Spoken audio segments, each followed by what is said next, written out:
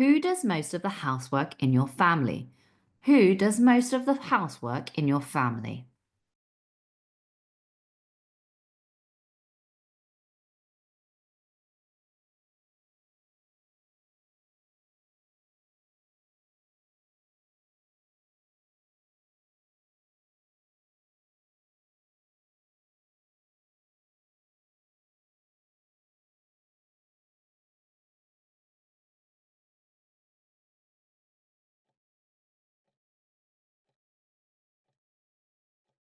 In my family, I usually do most of the housework. However, my partner and children also help, especially with things like cooking and vacuuming.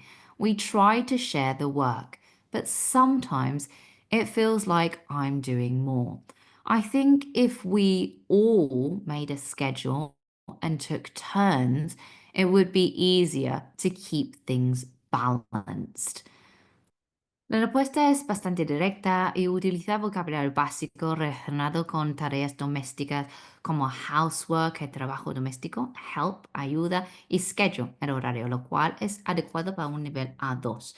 El uso de sometimes muestra que las tareas no siempre se reparten de la misma forma y se expresa de manera sencilla cómo se distribuyen las responsabilidades entre personas. Vocabulario clave entonces que hemos usado: housework, trabajo doméstico; help, ayudar; partner, pareja; schedule, horario. However, para introducir una pequeña contradicción o contraste; but, para contrastar los dos ideas. A un nivel B1, podrías añadir más detalles sobre cómo intentan organizar para repetir las tareas de manera más estructurada. También podrías mencionar cómo la falta de tiempo influye en la distribución de tareas. Por ejemplo, in my family, I usually do most of the housework, but my partner helps with cooking and vacuuming.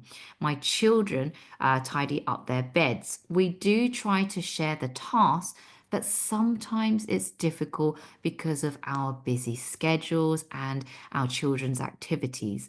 If we had a clear schedule or during the summer, it would be easier to balance everything. In the summer, everyone does their own part.